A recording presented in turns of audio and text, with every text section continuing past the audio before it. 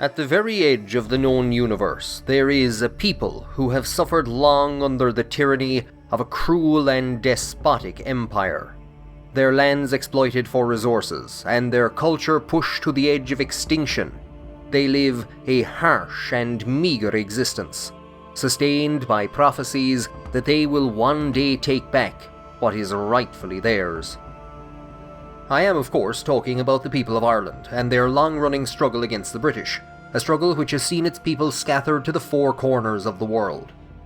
Though separated by many generations, the genetic memory of their ancient homeland continued to influence members of this Irish diaspora, such as Frank Herbert, the author of The Jesus Incident, The Green Brain, and a book about worms or something. So, put a shillelagh in your ear, stick a shamrock up your nose, and prepare to make the Kessel Run in less than 12 parsecs. This is Ireland, in the writings of Frank Herbert.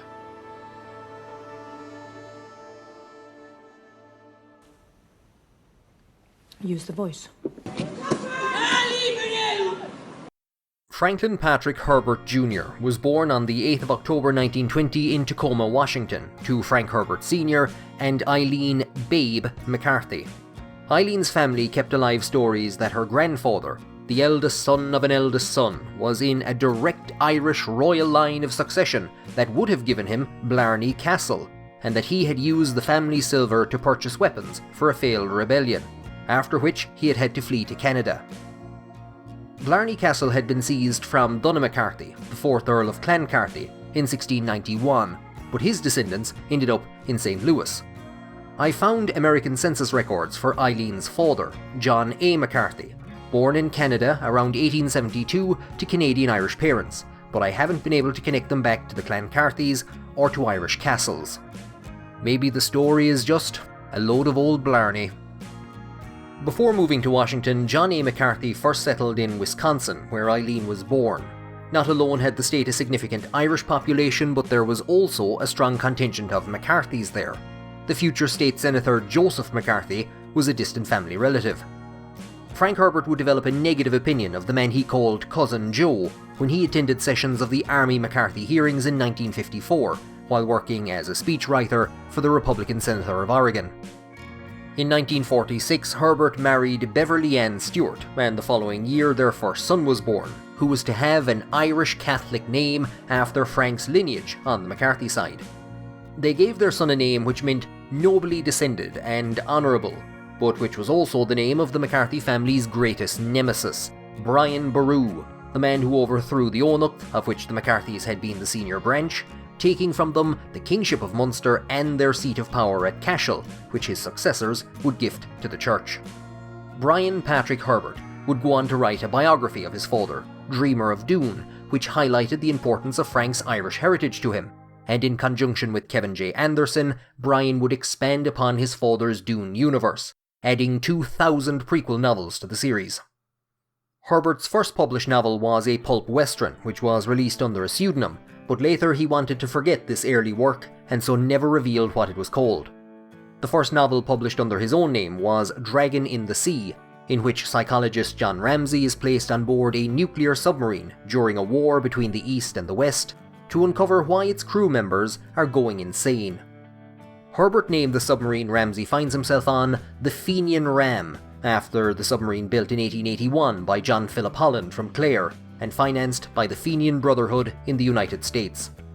Their goal was to build a fleet of submarines to defeat the British Navy in the Atlantic, after which a force of 10,000 Irish Americans would be sent to liberate Ireland.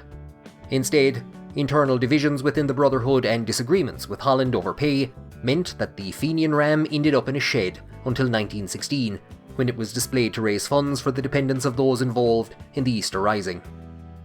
In childhood, Herbert's 8 Irish Catholic maternal aunts would attempt to force religion on him, and insisted that he receive a Jesuit education, against the wishes of his agnostic father. The attempted brainwashing, as he termed it, failed, and Herbert later said that, "My father really won. I was a rebel against Jesuit positivism. I can win an argument in the Jesuit fashion, but I think it's flying under false colours. If you control the givens, you can win any argument." His aunts and their religious convictions would go on to serve as the inspiration for the Bene Gesserit, the female Jesuits of the Dune universe engaged in a centuries-long breeding program to make a man with blonde hair and a tan. The Society of Jesus was founded with papal approval in 1540 and established missions in Asia and the European colonies of the New World. Here they highlighted similarities between Catholic teachings and the religious beliefs of those they encountered, and allowed them to continue their native practices to better promote their message. The Jesuits established and staffed universities with professionally trained teachers, aimed not only at training members of the order, but also the children of wealthy, influential families. For 2 centuries, they served as confessors to the rulers of the major European powers, which gave them considerable political influence, particularly in promoting the interests of the Pope. Their involvement in politics brought suspicion on the order, however, as did the implication of their past pupils in a number of assassination attempts, and the accommodationism practiced in the colonies was criticized as a dangerous dilution of Christian doctrine. Under political pressure, the Jesuits were suppressed by the Pope between 1773 and 1814, and when they were restored, the elderly Archbishop of Baltimore, John Carroll, was one of just 30 Jesuits left in the United States. Of Irish descent and a cousin of the only Catholic signatory of the Declaration of Independence, Carroll had founded Georgetown University during the suppression and staffed it with former and future Jesuits. After the Restoration, the Jesuits grew rapidly in the United States, and they were bolstered by members fleeing revolutionary upheaval in Europe and by waves of Catholic migrants, particularly Irish and German. 3 Irish-American Jesuits served as presidents of Georgetown in the 1830s and 1840s, but the order's reputation for intrigue followed it. 3 alumni of the university would be implicated in the assassination of Abraham Lincoln. Throughout the 19th century, the Irish and the Jesuits would face hostility from groups like the anti-immigrant Know-Nothings, who considered Catholicism incompatible with American republicanism. By the end of the 19th century, the Jesuits were focused primarily on education, with half of all Catholic children in the United States enrolled in Jesuit-run schools at their peak. The education provided by the order was considered outdated and not fit for modern requirements, and in 1893, Harvard Law School barred admittance to students from Jesuit or Catholic colleges. Jesuit scholarship of the time has been described as richer in memorization and superficial apologetics than in inquiry or originality, and they were often accused of teaching equivocation, the use of ambiguous or evasive language to avoid committing themselves or to conceal their true intentions. This is likely what Herbert meant when he said that he could win an argument in the Jesuit fashion. Reform of Jesuit education to suit the needs of ambitious Catholic families was slow. It was 1915 before they started teaching philosophy in English instead of Latin. But in 1919, the year before Herbert was born, Father Edmund Walsh established the School of Foreign Service at Georgetown, which has since trained over 75 US ambassadors and has become one of the most prestigious centers of international relations in the world. Walsh, whose mother was born in Ireland, was made director of the Papal Relief Mission to Russia in 1922, where he was horrified by Soviet anti-clericalism, and he returned to the United States convinced that there could be no productive diplomatic relations with the Soviet Union, whose goal, as he saw it, was to communize the world or else destroy it. Walsh is often suspected of inspiring Cousin Joe, who was himself educated at the Jesuit-run Marquette University, in his witch hunt against suspected communists in American society. It's clear that the conservative Catholicism of Herbert's aunts and his stint in Jesuit education had a negative impact on him, but the Jesuits also left their mark. Herbert's ability to write page after page after page of text without saying anything meaningful shows a deep study of Jesuit equivocation, and nowhere is this better on display than in the White Plague. And I wouldn't be fond of drinking, but when I go at it, I do go at it awful and very hard. I do have 45 pints, and then I'd get up the following morning and morning to have the fry on, and I'd go ahead again, and there'd be no fucking stopping me. I'd take the shirt of any man's back. Bastards. In 1981, hot off the success of God Emperor of Dune, Herbert and his wife visited Australia for a science fiction convention, and then Europe, where they spent a week in Ireland. Here Herbert obtained maps, coastline charts and other documents, and took hundreds of photographs, tracing the entire path he had in mind for his characters in his new book. Back home that summer, Brian found maps of Ireland on display in his study. Herbert indicated Spanish Point in Clare, which they had visited, and showed him a flag from the Royal Cork Yacht Club, which he planned to fly on his own sailboat. Herbert began work on his Irish story in mid-August, and less than 2 months later had written 233 pages. By January of 1982, he had a first draft completed, which Beverly and his friend and co-writer on the Jesus incident, Bill Ransom, read. They agreed that it was too long, with excessive detail about the Irish countryside, after which Herbert undertook a major rewrite, cutting more than 100 pages. After a second rewrite, the finished manuscript was dispatched to New York as early as February and published in September of 1982 as The White Plague. The high-level synopsis of the plot is intriguing. On a visit to Ireland, a brilliant geneticist sees his wife and children killed in an IRA car bomb attack, after which he descends into madness and enacts his revenge by engineering a disease that will kill every woman in the world. Herbert had become worried about the dangers of genetic engineering, and the novel poses some interesting questions. But in his depiction of Ireland, where the majority of the story occurs, things start badly and only get worse. Irish-American John Roe O'Neill has been sent to Ireland to conduct research into the acceptance of the new genetics by a Roman Catholic society, or, as Marie Noel Zinder puts it, to take stock of Irish genetic research in order to determine whether a Catholic society is ready to accept the new perspectives offered by this science. Basically, his job is to ascertain if the mix can read. Not alone is O'Neill a descendant of the High Kings of Ireland, he is also descended from the McCarthys of Blarney Castle. The quote given earlier about Frank's grandfather is taken from The White Plague, and his son Brian says that it is a verbatim account of the stories Frank was told as a child. Throughout the book, it becomes clear that John Roe O'Neill is a stand-in for Frank Herbert. O'Neill is in the upper story office of a bank, looking out onto Grafton Street, when he sees his wife and twin children engulfed by an explosion. The Provisional Irish Republican Army has caught wind of a scheme by Barney and his lot in the Dale to make a peace with the Ulster Boys, so, in response, they detonate a car bomb in the middle of Dublin. Jesus Christ, Frank. O'Neill is injured by glass from the explosion and faints after running out onto the street. When he wakes in hospital, the very first question he is asked by a priest watching over him is, "Are you Catholic, sir?" That Irish accent belongs to Scott Brick from the 2008 audiobook. After ascertaining that he is indeed Catholic, Father Donovan then asks if he is related to the O'Neills of Cooleeney in Sligo, and then tries to determine if his wife and children were Catholic, you know, all the important stuff. It is here, after learning from the priest that the IRA has taken credit for the bomb, that O'Neill swears revenge and begins his descent into madness. He returns to the United States and engineers a disease which can be carried by and which is harmless to men, but will kill any woman infected by it within a few days.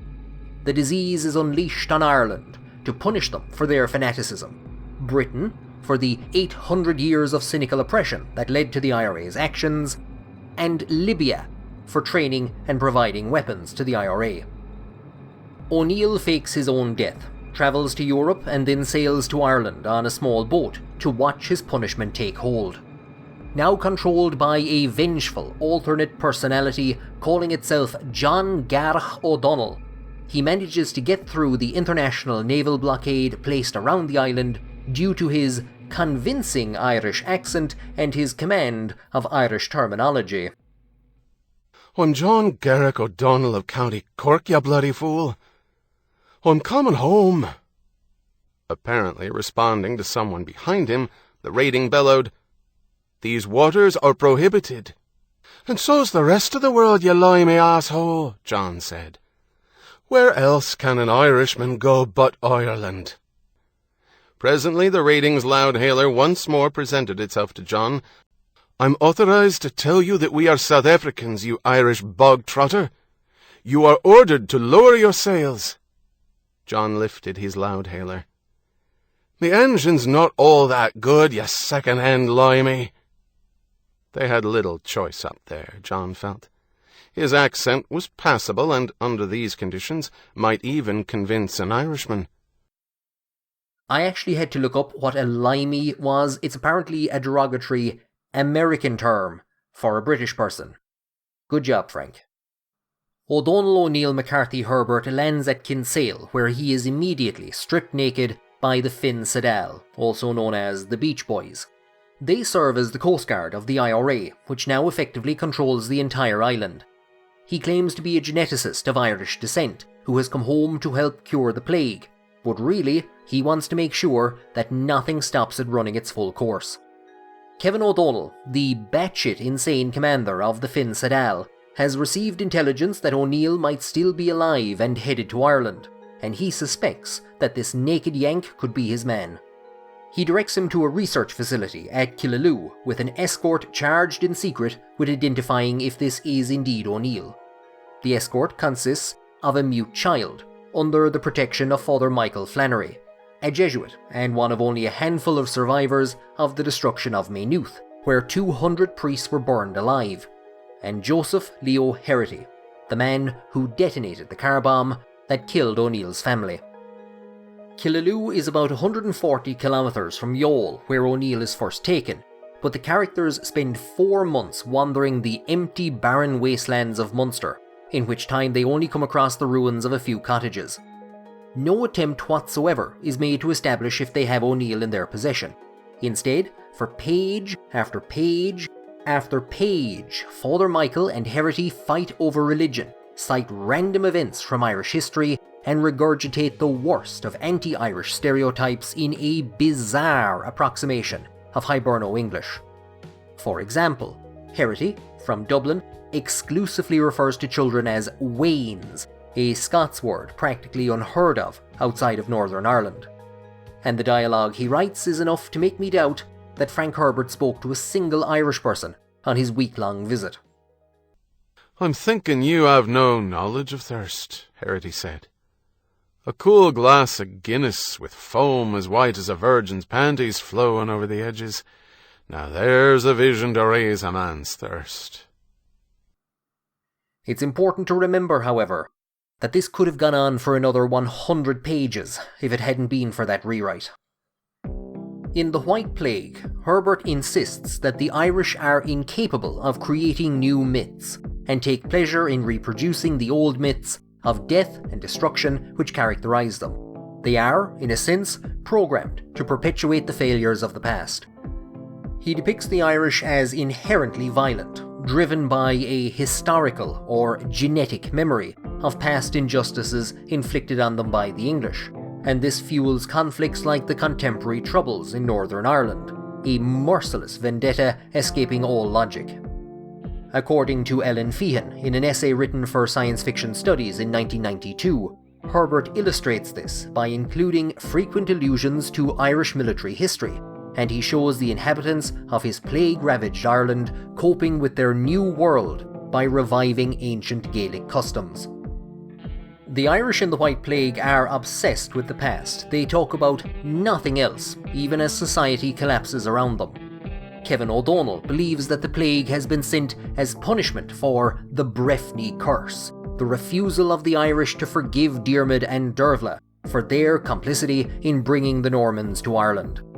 This, however, is a concept taken from W.B. Yeats's 1919 play The Dreaming of the Bones. It shows Herbert has read Irish literature, but it makes his Irish characters and their supposed obsessions look less authentic.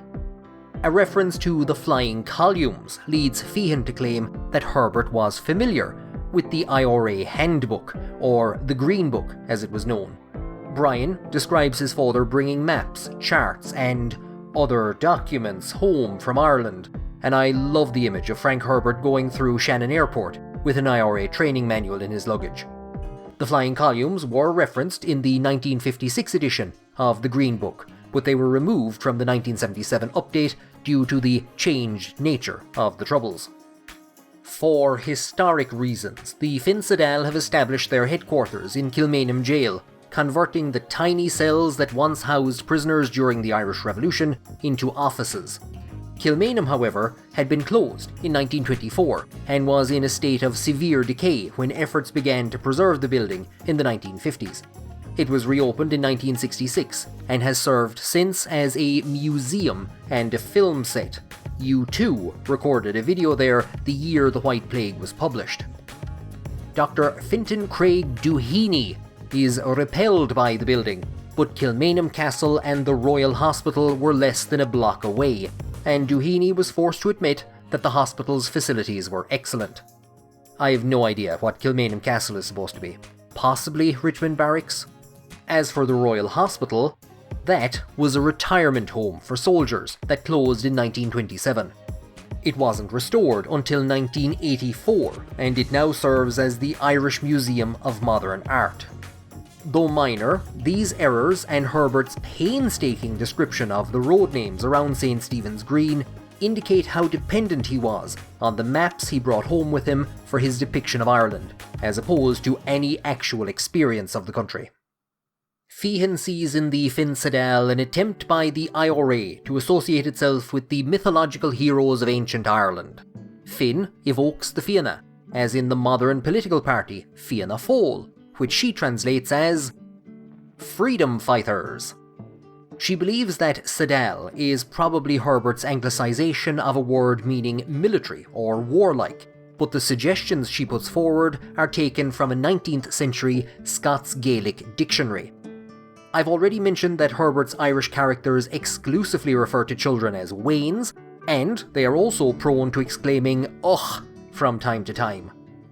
Herbert engages in the common American habit of conflating Irish and Scottish language, culture, and even geography, and Feehan, in her essay, throws around the terms Celtic and Gaelic with reckless abandon. Herbert clearly wants to be seen as an expert on Irish history. When his madman stand-in, in his Letters to the World, compares the IRA to rack-renting landlords whose violence runs counter to the Brehon laws of Old Erin, the crack team of international scientists assembled to stop him describe him as possessing an intimate knowledge of Irish history, probably acquired young from his family. Herbert is basically patting himself on the back here. His actual knowledge is very shallow. There are pages and pages and pages of names, dates, and places, but very little context or actual understanding of the dynamics of Irish history or the causes of political violence. Herbert starts with a false premise and puts into the mouths of his Irish characters incongruent nonsense to justify this, such as their reviving of ancient Gaelic customs. Here Herbert engages fully with the trope, which is present in a number of sci-fi settings, that for all their supposed religious devotion, the Irish are actually crypto-pagans, ready to return to the old ways at the drop of a hat. While they wander aimlessly around Munster, O'Neill and his band of less than merry Micks stumble upon a castle in which billionaire Bran McCrae has barricaded himself with a bevy of young women, proclaiming himself to be a druid, worshipping the rowan tree as did his ancestors. As a good Gael, I hate all things Roman, including your Roman church, he tells Father Michael. When the Finn Sedal becomes certain that they have identified O'Neill, they begin to make demands of the governments of the world.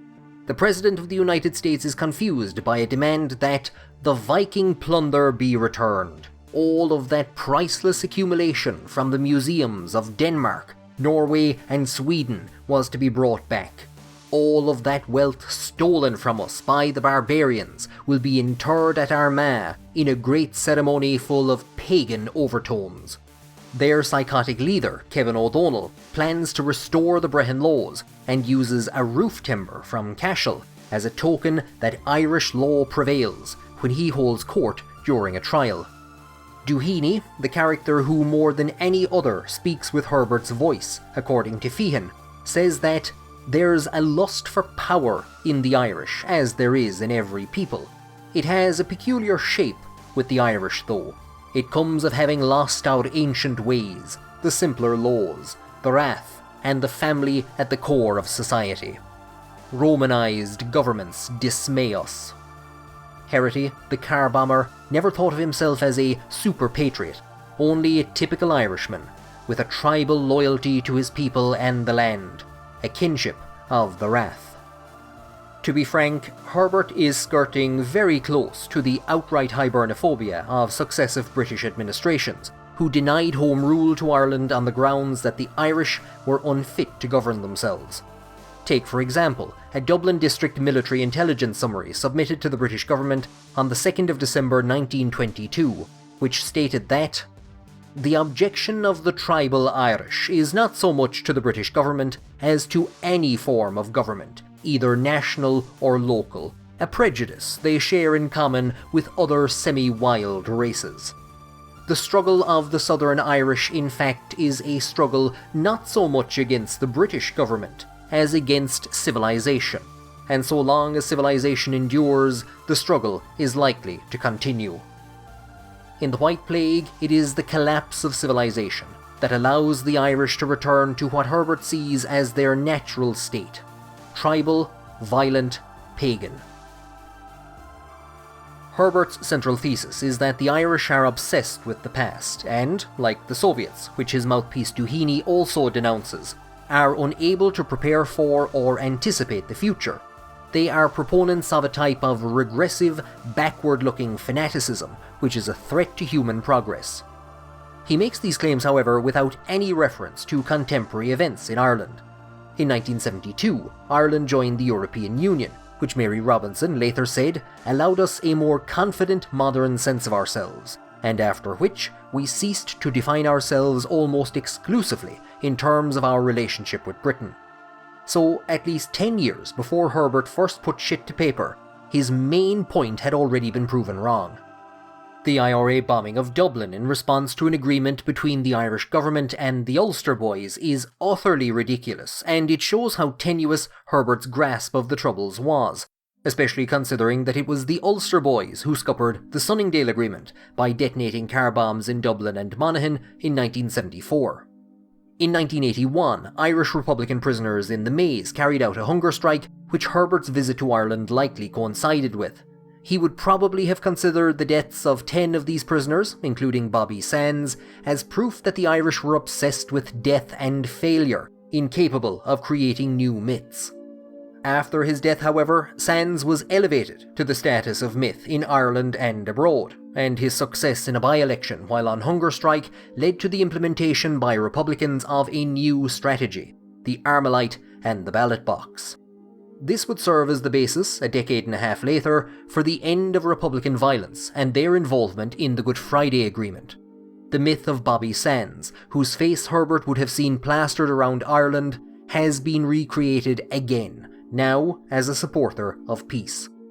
These are events which Herbert was incapable of imagining, and show how jaundiced and at times hibernophobic his attitude towards the Irish was. And it's this attitude that I think is key to understanding what Herbert is really saying in The White Plague. Towards the end of the book, Mad John Roe O'Neill observes in the countryside around him a beauty to ignite in the human breast a love of the earth beneath the feet. He felt that it was a thing deeper than patriotism, because it infected Gaelic descendants who had never seen this land.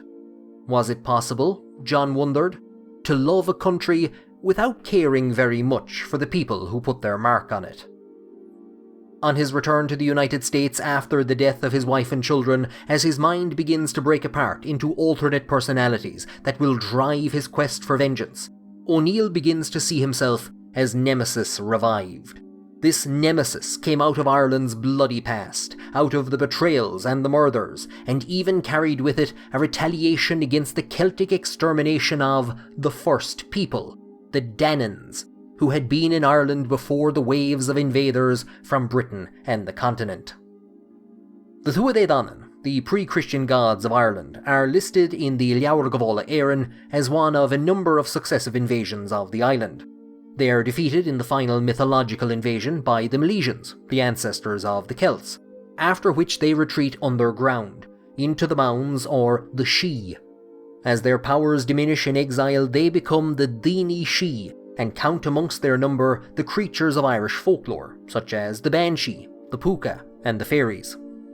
Herbert's Irish-American madman, descendant of noble aristocrats driven into exile by the famine, will purge Ireland of those that remained behind, the Celts who have marred the landscape with their myopic worldview. It's hard not to read The White Plague as a violent attack on Irish modernity by a man whose knowledge of Ireland derived from stories over 100 years old. It's Herbert who's obsessed with the past and incapable of creating new myths, instead regurgitating the old ones taken to America during the Great Hunger. Herbert is infected with a love of Ireland, a genetic memory passed down to the Gaelic descendants of the Great Scattering, but like O'Neill, he thinks little of its people. O'Neill becomes the first of his family to achieve his grandfather's dream of returning home to Ireland, but what he finds there drives him to madness. I can imagine Frank Herbert in the restaurant of the Royal Cork Yacht Club, a copy of the IRA handbook on the table before him, realizing that modern Ireland was far from the stories and dreams of his McCarthy grandfather. The White Plague was shat out in a period of just 6 months to close a 2-book deal with Putnam Publishers, so that a new one could be negotiated for Heretics of Dune. In the period in which he wrote it, Herbert also had to deal with his wife Beverly's growing ill health, and communicated frequently with David Lynch about the screenplay for a proposed Dune movie. A British publisher made an unprecedented offer for the UK book rights, higher even than he had received for any Dune book, and Paramount Pictures expressed interest in turning The White Plague into a movie. Nothing came of this, however, likely because Dune performed so poorly at the box office, and that at least had some action scenes. The White Plague would have been entirely dependent on Frank's stellar dialogue. The boy turned his head and looked at Kevin. In a high voice on the edge of hysteria, he screamed, "You're a shite! Your mother thought she was having a baby! She had shite instead!" Like most of his works, The White Plague quickly faded into obscurity, dwarfed by the success of the Dune series, and not even the global pandemic could make it relevant. And that's probably for the best. Though I would love to have seen this get a movie, it would have been an utter trash fire that would have only gotten worse with age. It's clear Frank Herbert had a complex relationship with his Irish heritage, which was, in a way, important to him. A week after his death, on the 11th of February 1986, Herbert's family scattered his ashes near his Port Townsend home, where they held a wake, played Irish music, and celebrated the remarkable life he had led.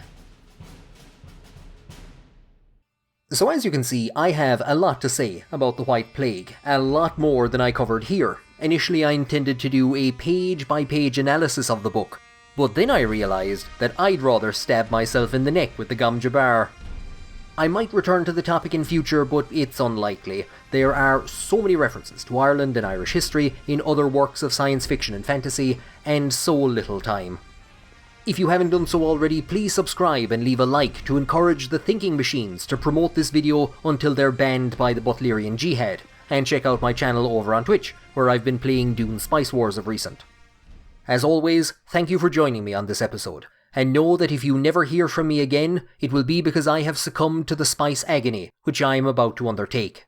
That's where I get 2 spice boxes from my local chipper and eat them at the same time.